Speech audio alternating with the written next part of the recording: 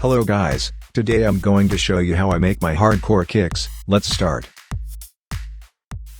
First of all, I put, on the master, the Fruity Soft Clipper, and this plugin which is called Span, to analyze the frequencies of the kick. After I put the plugins on the master, I started creating the punch, and here's how it sounds like. Very powerful. To create the punch, I took a default FL Studio kick sample, I pitched it down by 3 semitones, and then, I put the declicking mode of the sample on transient, bleeding.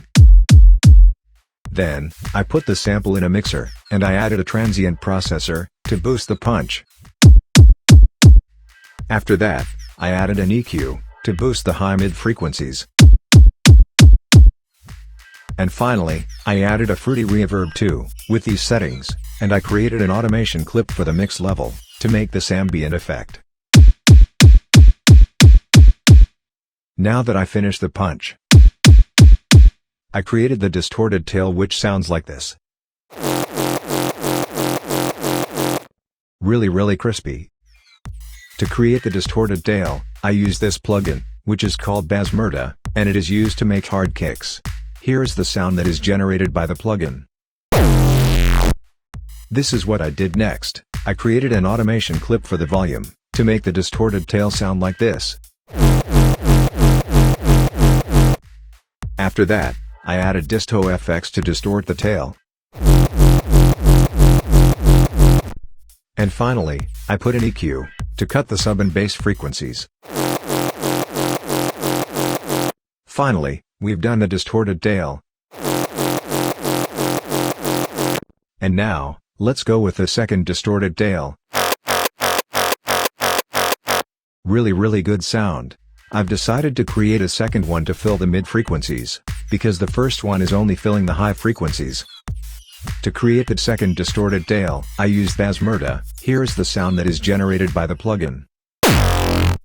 This is what I did next. I created an automation clip for the volume, to make the distorted tail sound like this. After that, I distorted the tail with Camel Crusher, using the preset called Subtle Master.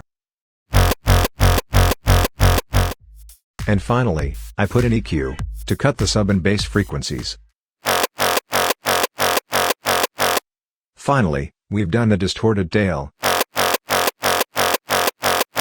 And finally, let's go through the subtail. Very fat.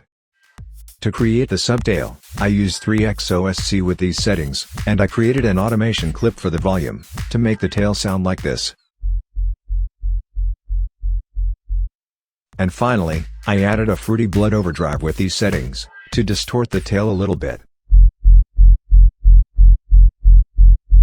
Now, we finally completed the kick, and here's how it sounds like.